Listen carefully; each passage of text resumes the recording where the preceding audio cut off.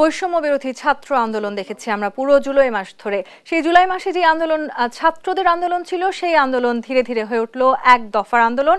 এবং এখন হয়তো সবাই বলবার চেষ্টা করছেন যুদ্ধের সাথে মিশে গেছে আরো অনেকেই, সেটি তৃতীয় পক্ষ কিংবা সাধারণ জনগণ। সেই বিচার করবার সময় হয়তো আমাদের এখনো এসছে কিংবা আসেনি। কিন্তু আসলে যেই ধ্বংসযোগ্য কি সংঘাত সহিংসতা আমরা দেখেছি, সেই সংঘাত সহিংসতা নিঃসন্দেহে আমরা দেখতে চাই না এই স্বাধীন বাংলাদেশের বুকে অন্তত। কিন্তু কোন পথে হাঁটছে বাংলাদেশ, সেসব কিছু নিয়ে আজকে আলোচনা করতে চাই। ZSRM নিবেদিত দেশ সাম্প্রতিকে আপনাদের সবাইকে স্বাগত জানাচ্ছি। আমি তাসনুভা তন্নি। কোন পথে বাংলাদেশ নিয়ে আজকের এই আলোচনায় আমার সাথে দুজন বিশেষ অতিথি আছেন। আমাদের সাথে আছেন ব্যারিস্টার সেলিম আলতাফ জর্জ, সাবেক দলীয় সংসদ সদস্য, এবং আছেন মোহাম্মদ গোলাম মাওলা রনি, রাজনীতি বিশ্লেষক ও কলামিস্ট। আপনাদের দুজনকে স্বাগত জানাচ্ছি আজকের আলোচনায়। ব্যারিস্টার সেলিম আলতাফ জর্জ, আপনাকে দিয়ে আমি শুরু করতে চাই, যেহেতু আপনি আওয়ামী লীগ সরকারকে রিপ্রেজেন্ট করছেন।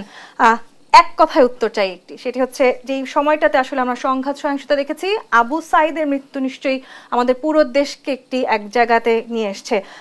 আবু সাঈদ, মুগ্ধ, কিংবা যেই সাধারণ ছাত্রদের মৃত্যু আমরা দেখেছি, কিংবা যে শিশু আসলে নিজের বাড়ির বারান্দায় নিহত হয়েছে, তাদের কারো হাতে কি অস্ত্র ছিল? হ্যাঁ আর নাই উত্তর দিবেন। না, অবশ্যই ছিল না, অবশ্যই কারোর হাতে অস্ত্র ছিল না। এবং এটা তাহলে তাদের মৃত্যু কেন আমাদের দেখতে হলো? অবশ্যই খুব ভিগোরাসলি কনডেমেবল। এটা আমরা কনডেম করি এবং এটা আওয়ামী লীগ ডিফেন্ডও করে না। এবং ডিফেন্ড যেহেতু করে না, যার কারণে যারা এই সমস্ত অনাকাঙ্ক্ষিত ঘটনার সাথে জড়িত, তাদের প্রত্যেকেরই আইনের আওতায় আনার জন্য বাংলাদেশ আওয়ামী লীগের পক্ষ থেকে এবং মাননীয় প্রধানমন্ত্রী নিজে উনি বলেছেন, রিগার্ডলেস এটা যেই ব্যক্তিই হোক না কেন, যদি কেউ নিজস্ব স্বতঃস্ফূর্তভাবে কিংবা কোনো প্রভোকেশনের মধ্য দিয়ে কাউকে গুলি চালানো হয়, হত্যা করা হয় এবং পরিস্থিতিকে অন্যদিকে নিয়ে যাওয়ার জন্য কোনো রকম প্রক্রিয়ায় যে বা যারাই জড়িত থাকুক, এটা তদন্তের মধ্য দিয়ে তাদেরকে শাস্তির আওতায় আনা হবে। এবং তার ফলশ্রুতিতে আমরা দেখতে পেরেছি যে এএসআই এবং এসআই যারা ছিল তাদেরকে অলরেডি সাসপেন্ড করা হয়েছে। জি, সেটি দেখেছেন ব্যারিস্টার সেলিম আলতাফ জর্জ। কিন্তু এর আগে কিন্তু এটিও বলা হয়েছে এইগুলি আসলে পুলিশ করেনি, এইগুলি পেছন থেকে অন্য তৃতীয় কোনো পক্ষের করা। বিশেষ করে জামাত শিবিরের কথা বলা হয়েছে, এমনকি যারা আন্দোলন করছিলেন তাদেরকেও জামাত শিবিরের ট্যাগ দেওয়ার চেষ্টা চলেছে।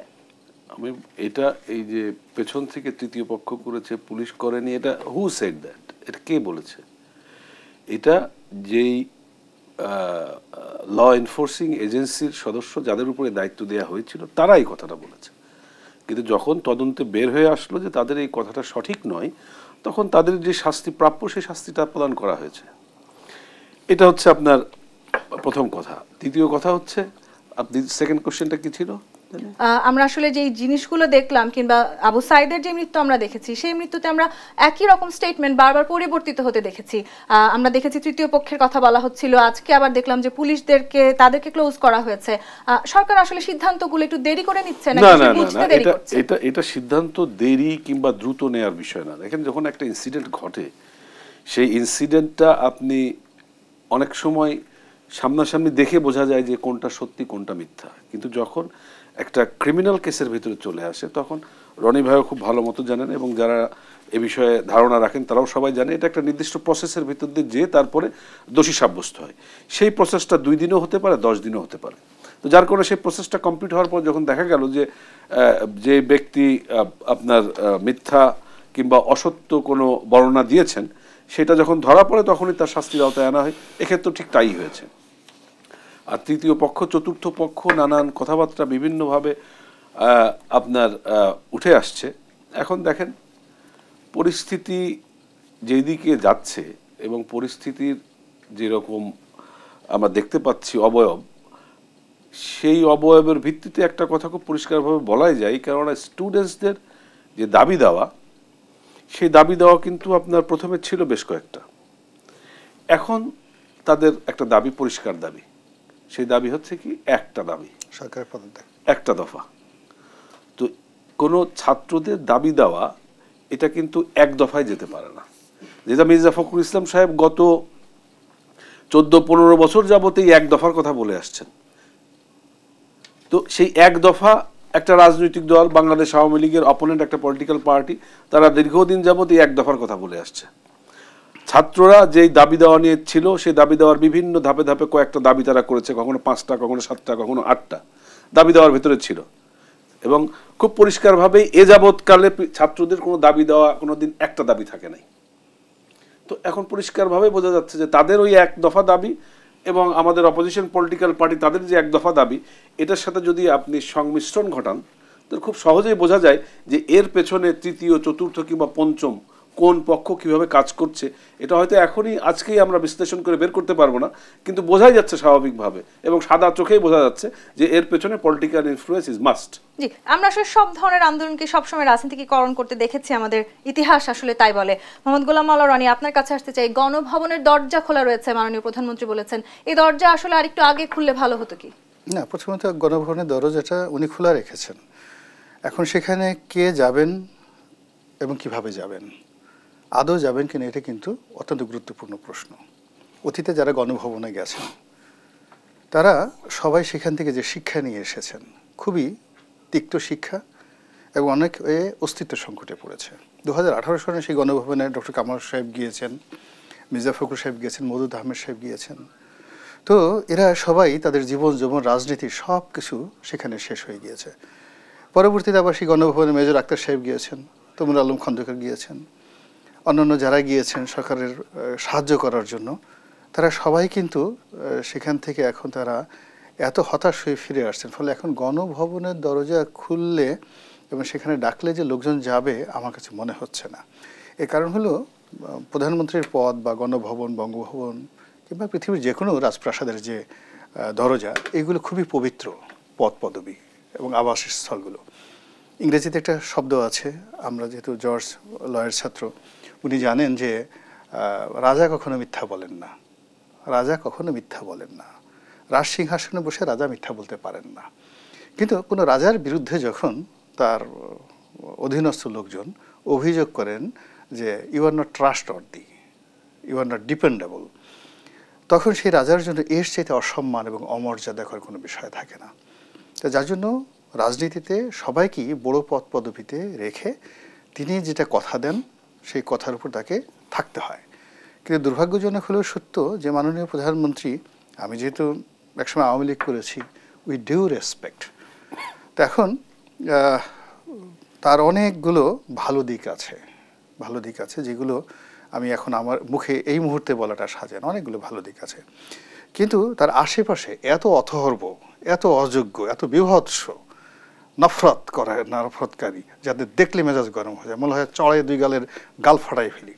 এই সমস্ত লোকজন কোথা থেকে যে আসছে এই 2014 সনের পর থেকে, এদের শরীর থেকে গন্ধ আসে, মুখ থেকে গন্ধ আসে, এদের কাপড় চোপড় থেকে গন্ধ আসে, এবং এরা যে কর্মকাণ্ড করে চারিদিকে শুধু তিতা কর্ম, এবং এদের এই যে আজকের যে জটিলতাগুলো সৃষ্টি হয়েছে এদের কর্মকাণ্ডের ফলে এরা কখন প্রধানমন্ত্রীকে কি কথা বলতে হয়, কখন প্রধানমন্ত্রীকে কোন প্রশ্ন করতে হয়, কখন প্রধানমন্ত্রীর কাছ থেকে কোন জবাব টানতে হয়, কিভাবে প্রেস রিলিজ দিতে হয়, তার পাশে বসে কি করতে হয়, মানে একজন রাজার পাশে বসে, একজন বয়স্ক প্রবীণ রাজনীতিবিদদের কাছে বসে, বা যাকে তারা বানিয়েছে দেশরত্ন। আচ্ছা, রত্নর পাশে কি কখনো কয়লা বসতে পারে বলেন তো? এখানে আপনি একটা হীরক বসাই দিলেন, তার পাশে একটা কয়লা, এটা কি মানায়? এখন ওখানে গণভবন থেকে শুরু করে মাননীয় প্রধানমন্ত্রীর আশেপাশে এমন সব বালকের অদ্ভুদয় হয়েছে, এমন সব অর্বাচীনের ওখানে হয়ে গেছে, এবং তাদের কারণে ছোট্ট একটা সমস্যা, একেবারে ছোট্ট একটা সমস্যা, এগুলো মানে আমি অবাক হয়ে যাই। এটা আওয়ামী লীগের জন্য কোনো সমস্যাই ছিল না, সেই সমস্যাটা এখন এমন পর্যায়ে গেছেন, এই সমস্যা থেকে যদি আওয়ামী লীগ বের হতে পারে, বঙ্গবন্ধু কন্যা যদি এখান থেকে তার রক্ষা হয়, তাহলে মনে করতে হবে স্বয়ং আল্লাহ রাব্বুল আলামিন জিবরাইল আলাইহিস সালামকে পাঠাইয়া তাকে আলাদা প্রোটেকশন দিয়েছে। কিন্তু দুনিয়ার কোনো নিয়ম কানুনে এখন দেয়ার ইজ নো ওয়ে, তাকে পদত্যাগ করতে হবে, তাকে যেতে হবে। এবং এটা টেকনাফ থেকে তেঁতুলিয়ার মানুষের 3টে জায়গায় শরীর, মন এবং মস্তিষ্কে ছড়িয়ে পড়েছে, অর্থাৎ 18 কোটি শরীর, মন, মস্তিষ্কে 54 কোটি জায়গায় বারবার শুধু প্রতিদিন পদধ্বনিত হয়েছে। সবাই খালি দেখে কখন পদত্যাগ করবেন প্রধানমন্ত্রী, কখন যাবেন, কখন আওয়ামী লীগের পতন হবেন। এই যে দুর্বিষহ, এই দুর্বিষহ অবস্থা থেকে যদি কোনো মানুষ একজন বেঁচেও থাকে, যেমন ধরেন নায়ক ফারুক মারা গেল, মারা যাওয়ার 1 বছর আগের থেকে উনি আজ মারা গেছেন, কাল মারা গেছেন, এটা বিভৎস, এটা জীবিত লোকরা যখন বলা হয় সে মারা যাচ্ছে। এখন আওয়ামী লীগের সভানেত্রী, প্রধানমন্ত্রী, দেশরত্ন, এত বড় বড় উপাধি দিয়ে যাকে হিমালয়ের মতো বড় করে এখন প্রতিদিন বাংলাদেশের টেকনাফ থেকে তেঁতুলিয়া পর্যন্ত তাকে নিয়ে ট্রল হচ্ছে, সেখানে তো তার আশেপাশের যে অর্বাচীন বালক, যাদের কারণে আজকে তার দশা। আচ্ছা বলেন তো, এই বাংলাদেশে এমন একজন ইবলিস আছে যে ইবলিস শয়তান বিশ্বাস করবে শেখ হাসিনা শেয়ার মার্কেট লুট করেছে? There is nobody. কে করেছে? এমন একজন বদমাইশ বলতে পারবে শেখ হাসিনার ছেলে মানে জয় অথবা তার কন্যা পুতুল কোনো ব্যাংক থেকে লোন নিয়ে টাকা মেরে দিয়েছে? Is there anybody? কেউ বলতে পারবেন না। অনেকে অনেক থেকে বদনাম করেন, কিন্তু আমরা তো কাছে থেকে দেখেছি, কেউ বলতে পারবে না। অনেকে বলে যে শেখ রেহানা এটা করেছে, এটা করেছে। ইজ দেয়ার এনিবডি এই বাংলার মাটিতে বলতে পারবেন যে শেখ রেহানার সাথে আমার সাথে একদিন দেখা হয়েছে, একটা লেনদেন হয়েছে, অথবা আমি তারে একটা ছোট্ট পেয়ারা গিফট দিতে পেরেছি? তো দেখেন, সেই জায়গাতে এই মানুষগুলো, এই পরিবারটা যখন, আপনি বাংলাদেশে কি দুর্ভাগ্য, মানে বঙ্গবন্ধু পরিবার শেখ কামালকে বলে হয়তো ব্যাংক ডাকাতি করেছে। আওয়ামী লীগের মধ্যে এই অরবাসিনটা কোনোদিন সেটা প্রমাণ করতে পারেনি যে তিনি ব্যাংক ডাকাতি করেননি। আবার এখনও বঙ্গবন্ধু কন্যাকে যে বিপদের মধ্যে ফেলে দিয়েছে, মুসিবতের ফেলে দিয়েছে, এবং এখন পর্যন্ত তাদের আশেপাশে যে সমস্ত লোকজন তাকে রিপ্রেজেন্ট করতেছে, মানে একজন আওয়ামী লীগ করেছি, এই জিনিসটা দেখার পর বুক ফেটে কান্না আসে, চিৎকার করতে ইচ্ছা করে। শেখ হাসিনার পক্ষে আসলে হয়তো এই সমস্যার সমাধান করা কোনোদিন সম্ভব নয়, আর সহজ নয়। সমস্যা তো তিনি করেন, তিনি সমস্যাটা তো তিনি তৈরি করেননি, সমস্যা যে জিনিসগুলো তৈরি করেছে। আচ্ছা, এখন সার্বজনীন পেনশন স্কিম নিয়ে যেটা শুরু হলো, না শুরু যেটা যে শুরু করেছে, আর সেটি কোনার মাথায় এসছে? যে কোনো একটা অরবাসিন এই জিনিসটা দিয়েছে, বিশ্ববিদ্যালয়ের শিক্ষকদের এইভাবে দিয়েছে। আবার এই যে হাইকোর্টে একটা মামলা হয়েছে, হাইকোর্টের সেই মামলাটা এত বছর যাবত চলছে, তার সাথে অ্যাটর্নি জেনারেল অফিস থেকে শুরু করে আরও অনেক কিছু জড়িত। ফলে তাকে মূলত এখন একেবারে পুরো একটা অগ্নিকুণ্ডের মধ্যে ফেলে দেওয়া হয়েছে, অথচ সেই অগ্নিকুণ্ডে ফেলে দেওয়ার জন্য অন্ততপক্ষে 1000 আওয়ামী লীগের আমলা কামলা নেতা কর্মী তাদের কুকর্ম দায়ী। এবং এখন এই সমস্ত কুকর্মগুলো টেকনাফ থেকে তেঁতুলিয়া পর্যন্ত একটা ইউনিয়ন পরিষদের চেয়ারম্যান থেকে শুরু করে মেম্বার যে টিআর কর্মীকে মারছে। হচ্ছে আমার জেডএসআরএম দেশ সাম্প্রতিক দেখছেন ব্যারিস্টার সেলিম আলতাফ জর্জ, আমরা স্বরাষ্ট্রমন্ত্রীর বক্তব্য শুনছিলাম, সেখান থেকে হয়তো অনেক ধরনের প্রশ্ন সৃষ্টি করা যেত, কিন্তু আমি একটু আপনার কাছে জানতে চাই, এই যে আসলে আমরা রাজনৈতিক আন্দোলন বললাম, স্বরাষ্ট্রমন্ত্রী নিজে বললেন এই আন্দোলন এখন রাজনৈতিক আন্দোলন, কিন্তু এখনকার আন্দোলনের ছাত্রদের সাথে সাধারণ জনগণের সম্পৃক্ততা নেই একেবারে, সেটি বলার আর কোনো সুযোগ আছে? দেখেন, আমাদের মাননীয় স্বরাষ্ট্রমন্ত্রী কিছুক্ষণ আগে সংবাদ সম্মেলনে যে কথা বলেছেন, সেটার এক্সপ্লানেশন আমার দেওয়াটা ঠিক হবে না। আমি আমার জায়গা থেকে বলতে পারি যে ছাত্রদের যে আন্দোলনটা এখন চলমান আছে, এটা খুব মানে রকেট সায়েন্স কোনো বিষয় না। এটা খুব সহজে অনুমান করা যায় যে একটা পলিটিক্যালি এবং আইডিওলজিক্যালি মোটিভেটেড একটা গ্রুপ, যারা কিনা একটা লক্ষ্য নিয়ে কাজ করছে। সেই কাজটা কি? এই দেশটাকে অস্থিতিশীল করা, এবং এই অস্থিতিশীল করার ক্ষেত্রে ছাত্রদের যে আন্দোলন, সেই আন্দোলনটাকে ব্যবহার করে তারা ইনস্টিগেট করছে ভায়োলেন্সকে। এটা তো একদম পরিষ্কারভাবে বোঝা যাচ্ছে। যার কারণে এর বিরুদ্ধে উদ্যোগ আসলে সরকার আরো আগে কেন নিল না? এতদিন পরে এসে যখন এক দফা এসে ঠেকলো এই আন্দোলন, এখন কেন নিতে হচ্ছে? দেখেন, সমস্ত কিছুর কিন্তু আপনার রনি ভাইয়ের ভাষায় বলতে হয় স্থান কাল পাত্র আছে। কেননা ঘটনার আকস্মিকতা এমন ছিল যেটা আমাদের সবাইকেই হতভম্ব করেছে। খুবই আকস্মিকভাবে এই ঘটনাগুলো ঘটেছে। ঘটনা আকস্মিকভাবে ঘটলেও এই যারা ঘটনাগুলো ঘটিয়েছে তাদের পরিকল্পনা দীর্ঘদিনের এবং খুব পরিকল্পনা মাফিক তারা এই কাজগুলো করেছে। কেননা যেই ধ্বংসযজ্ঞগুলো হয়েছে দেখলে পরিষ্কারভাবে বোঝা যায়। বাংলাদেশ টেলিভিশন দখল করে পুড়িয়ে 7 ঘন্টা তারা সেখানে দখল করেছিল। এভাবে অন্যান্য সমস্ত জায়গা যেভাবে আপনার পরিকল্পনা মাফিক যে সন্ত্রাসী কর্মকাণ্ডগুলো করা যায় সেগুলো করেছে। যার জন্য আমরা বারবার বলছি যে ছাত্রদের যে দাবি দেওয়া, তাদের দাবি দেওয়ার ভিত্তিতে তাদের যে আন্দোলনের ফরম্যাট, সেইটার সাথে এই সন্ত্রাসী কর্মকাণ্ডের কোনো যোগসূত্র নেই। যেহেতু যোগসূত্র নেই এবং পরিষ্কার ভাষায় আমরা বুঝতে পারি যে এখানে কোনো একটা তৃতীয় পক্ষ এসে তাদের যেই পরিত্যক্ত রাজনৈতিক স্বার্থটা ছিল সেই স্বার্থটা চরিতার্থ করার জন্য এই ছাত্রদেরকে ব্যবহার তারা করছে। কোন সাধারণ ছাত্র আসলে এই ধরনের ধ্বংসযজ্ঞ করবে সেটা আমরাও নিশ্চয়ই ভাবতে চাই না। মোহাম্মদ গোলাম মাওলা রনি, সব দাবি মেনে নেওয়ার পরেও আসলে কেন ছাত্ররা এই আন্দোলন এখনো কন্টিনিউ করছেন সেই প্রশ্ন আমরা করতে শুনেছি স্বরাষ্ট্রমন্ত্রীকে। দাবি মেনে নেওয়ার পরও কিন্তু বৈষম্য বিরোধী ছাত্র আন্দোলনের যিনি সমন্বয়ক তিনি বলেছেন এখন আর আলোচনার সুযোগ নেই, সিদ্ধান্ত আসবে রাজপথ থেকে। তার মানে আসলে কি আমরা রাজপথেই শেষ সিদ্ধান্ত দেখব? এটা তো যারা আন্দোলন করছেন তাদের চূড়ান্ত সফলতার উপর নির্ভর করবে, ব্যর্থতার উপর নির্ভর করে। এর কারণ হলো সরকার এবং আন্দোলনকারী যারা আছেন তারা এতটা মুখোমুখি অবস্থানে পৌঁছে গিয়েছেন, এখানে আমার যতটুকু রাজনৈতিক জ্ঞান আছে সেই জ্ঞান দিয়ে নেগোসিয়েশনের যে জায়গাটা এটা একেবারেই খুব অল্প, খুবই অল্প। এখানে জজ সাহেব যেটি বললেন সেটা হলো যে অনেক তৃতীয় পক্ষ শুধু নয়, এখানে আমার কাছে মনে হয় যে 100টা পক্ষ এখন এর সঙ্গে যুক্ত হয়ে গেছে, দেশি এবং বিদেশি। ফলে পুরো জিনিসটি আর কারো হাতে নেই। এটি হলো বাস্তবতা।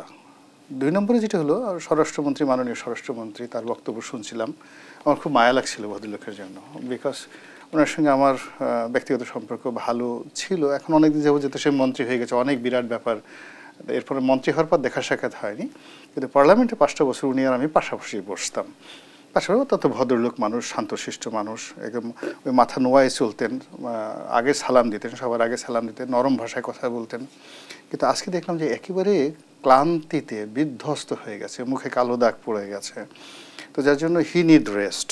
এই যে এখন যেটা স্ট্রেস যাচ্ছে, মাননীয় প্রধানমন্ত্রীর উচিত হলো তাকে অন্ততপক্ষে 2-3 দিনের জন্য হলো যাতে ঘুমের ট্যাবলেট খাইয়ে, ইনজেকশন দিয়ে অ্যাটলিস্ট তাকে রেস্ট নিতে হবে। আদারওয়াইজ তার যে বক্তব্যগুলো দেখলাম, এই বক্তব্যগুলো মাননীয় প্রধানমন্ত্রীকে আরও বিপদে ফেলবে।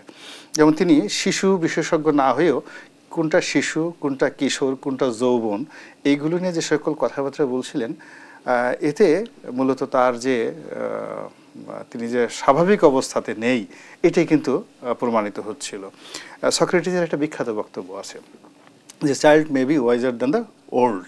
একটা শিশু কিন্তু দেখা গেল যে একটা বৃদ্ধর চেয়ে জ্ঞানী হতে পারেন। আবার একটা 80 বছরের বৃদ্ধ বা বৃদ্ধা, সেও দেখা গেছে এটা অবোধ শিশুর মতো হয়ে যেতে পারে, তার যদি বুদ্ধিশুদ্ধি না থাকে। তাহলে এখন যে সমস্যাটা এখন আওয়ামী লীগের এই মুহূর্তে যেটা আছে, এটা উত্তরণ ঘটানোর জন্য এখানে আসলে নেপোলিয়ন বোনাপার্টের মতো বা জুলিয়াস সিজারের মতো বুদ্ধি লাগবে। কামাল ভাই ভদ্রলোক মানুষ, সেটা কারো দুলাভাই হলে অনেক ভালো হতো, বড় ভাই হলে ভালো হতো, ইজ ভেরি নাইস ম্যান। তো কিন্তু এই শান্তির সময় যখন খালি রেগুলার অফিসে যাবে, প্রধানমন্ত্রী যেটা হুকুম করবেন সেটা সাইন করবে, আইজি সাহেব যেটা বলবে সেটা করবে, এই সমস্ত শান্তির সময় কামাল ভাইদের চেয়ে ভালো কোনো স্বরাষ্ট্রমন্ত্রী বাংলাদেশে আর কোনোদিন জন্ম নেবে না।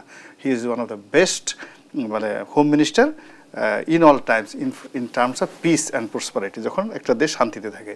কিন্তু এখন যে ক্রাইসিস মোমেন্ট আছে, সেই ক্রাইসিস মোমেন্টে আসলে এখন সত্যিকার অর্থে যারা এই ক্রাইসিস ম্যানেজমেন্ট এক্সপার্ট সেরকম লাগবে। কিন্তু ওনার বক্তব্য শুনে আমার কাছে মনে হলো যে এতদিন যাবত একটা দায়িত্বপূর্ণ পদে উনি আছেন, এত মানুষ স্যালুট দিচ্ছেন, মানে 12-13 বছর মানুষ একজন মানুষকে স্যালুট দিলে তো তার মধ্যে এমনি কতগুলো ম্যাচুরিটি জন্ম নেয়।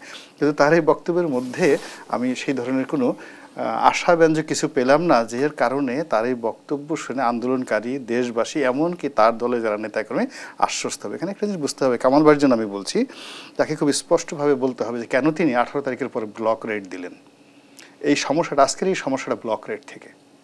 18 তারিখে কিন্তু যে সেটা বলছে যে ক্ষয়ক্ষতি হয়েছিল, যা কিছু হয়েছিল মেনে নেওয়া হয়েছে, সব কিছুটা কিন্তু ওখানে শেষ হয়ে যেত। কিন্তু যখন আপনি দিলেন, কারফিউ দিলেন, সেই কারফিউ দিয়ে মানুষজন কারফিউকে সম্মান করলো, ঘরে উঠে গেল। সিদ্ধান্ত কি আসলে নেওয়া হচ্ছে কিনা রাজনৈতিক দলগুলো সেই রকম সিদ্ধান্তের পথে না, মূলত এখানে সরকারের যারা কর্তা ব্যক্তি এই জিনিসগুলো যারা করেছে, প্রথমত আগে তাকে বলতে হবে যে এই ব্লক রেট দেয়ার বুদ্ধি কার মাথায় আসছে এবং হু ডিড ইট। এখানে প্রত্যেকটা লোকের আজকের এই সমস্যা প্রথমত ব্লক রেট থেকে। দ্বিতীয় সমস্যাটা হলো যে এই যে 6 জন আন্দোলনকারীকে যে তুলে নেওয়া হলো ডিবি অফিসে, হু গিভ দ্য ডিসিশন, এবং যে এই ডিসিশনটা দিয়েছে, এখান থেকে দ্বিতীয় সমস্যা হয়েছে। থার্ড প্রবলেমটা হলো যে অত্যন্ত স্পর্শকাতর মিরপুর ডিওএইচএস এই ব্লক রেট দিয়ে প্রত্যেকটা আর্মি অফিসার, সাবেক আর্মি অফিসারের বাসায় গিয়ে এই গভীর রাতে যে পুলিশ যে মানে কর্মকাণ্ডগুলো করেছে, এটা বাহিনীগুলোর মধ্যে একটা ইন্টার কনফ্লিক্ট শুরু করে দিয়েছে। আপনি ক্রাইসিস ম্যানেজমেন্টের কথা বলছিলেন, গোলাম মাওলা রনি ভার্সেস সেলিম আলতাফ জর্জ। এই ক্রাইসিস ম্যানেজমেন্টের সময় এর আগে আমরা দেখলাম যে গোলাম মাওলা রনি বলছেন যে মাননীয় প্রধানমন্ত্রী যতই আসলে ঢাল হয়ে এই সমস্যা সমাধানের চেষ্টা করছেন, তার নিজের দলের যারা আছেন তারা আসলে তাকে একলা করে দিচ্ছেন কিনা, এটাও একটি বড় সংকট কিনা আমাদের এই মুহূর্তে বাংলাদেশের জন্য। আমি উত্তর নিব, আরো একটি বিরতির সময় হয়েছে। জেরুসালেম দেশ সাম্প্রতিকে বিরতি নিয়ে ফিরছি, সাথেই থাকুন।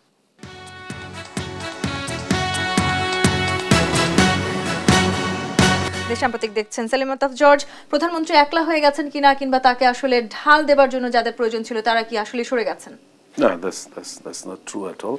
এটা হয়তো আংশিকভাবে কিছুটা সত্য হলেও হতে পারে বলে আমার মনে হয়, কারণ আমরা দেখছি অনেককেই যারা আমাদের সাথে দীর্ঘ সময় সাথে ছিল, বেশ আমি বলবো না কারা কোন পেশার তারা ছিলেন বা না আছেন, তবে অনেককেই আমি দেখেছি যে তারা আসলে আমাদের সাথে বিগত দিনে যখন যেমন ছিলেন এখন ঠিক সেই অ্যাটাচমেন্ট আমি দেখতে পাচ্ছি না। আমরা কি আসলে ভালো সময় প্রত্যাশা করতে পারি কিনা, এটা একটা বিষয়। আর দ্বিতীয় বিষয় হচ্ছে যে মাননীয় প্রধানমন্ত্রী ছাত্রদের যে দাবি দেওয়া ছিল সেই দাবি দেওয়া সবগুলো মেনে নিয়েছেন, মেনে নিয়ে উনি সবাইকে আহ্বান জানিয়েছেন। তো আমি আশা করি ওনারা তার আহ্বানে সাড়া দেবেন। যে দূরত্ব আসলে সৃষ্টি হয়েছে ছাত্র জনতার সাথে এই সরকারের, সেটি আসলে আমাদের জন্য কঠিন হবে কিনা মিটিয়ে নেওয়া?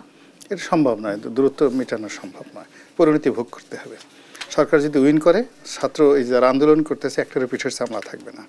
আর যদি যারা আন্দোলন করছে তারা উইন করে, তাহলে সরকারের সাথে যারা জড়িত আছে কারো পিঠের চামড়া থাকবে। ধন্যবাদ গোলাম মাওলা রনি, সালেমা তাফ জর্জ, ধন্যবাদ। দর্শক, আগামী পর্ব দেখবার আমন্ত্রণ রইল। ধন্যবাদ সাথে থাকার জন্য।